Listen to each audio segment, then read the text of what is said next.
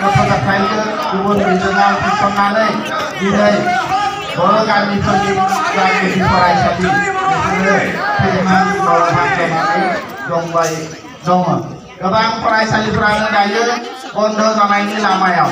बेनिखायनो बे समाव नुजाथि फैनो हानाय गासै बिगोमा रायजो राजा फरायसुला फरायसुलि नोंथांमोनखौ गावबा गाव गथ' गथायखौ उन जोलैफोरखौ बर' बिजोंजों सोलोंथाइ होनानै जोंनि बर' राव थुनलाइ आरो बर' बिजोंखौ फोथांनानै लाखिनानै जोंनि उन जोलैफोरखौ जाहाथे जों बे बिजोंनि दारैनो जों साख्रि बाख्रि गोजौ सोलोंथाइ लाहोनानै जोंनि जिउ राहा महरै जों थिसननो हादोंब्लाबो जुदि जों जोंनि गुदि फरायसालियाव जोंनि गथ' गथायखौ थिसननो हायाब्ला बेयो आरो 10 बोसोरनि उनाव जोंनि बे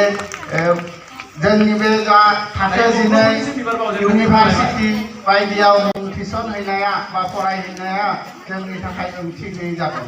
जों खोनानो मोनदों फैगौ बोसोरनिफ्राय देग्लाय नङाब्लाबो फैगौ बोसोरनिफ्राय जोंनि दिल्ली इउनिभारसिटियावबो बर' बिजोंखौ थिसननाय जागोन होननानै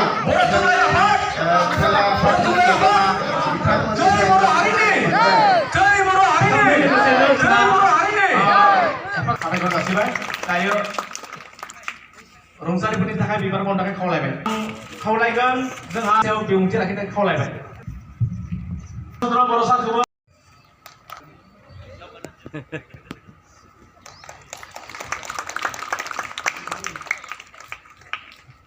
दायो मुंख्लंफोरनिसिम बिबार बावजेननो थाखाय खावलायबाय हायो। लोगोसे जोंहा गुबुन मोनसे ट्रास्ट कमिटिया जोंहा एसे जोङो खामानिखौ मावनो हायाखै। जोङो बेखौ नैबे बोसोराव जोङो एसे गोख्रों खालामथारनांगोन। बेनो जाहैबाय जोंहा सुबुं आगदारि रुंसारि धनेश्वर स्वर्गियारि फोथायफुंजि बे दायो नैबे समाव आं बारा गोलाव बिबुंथि लाखिनो नागिराखै। नैबे जोंनि खैराबारि ओनसोलाव जोंनि खैराबारि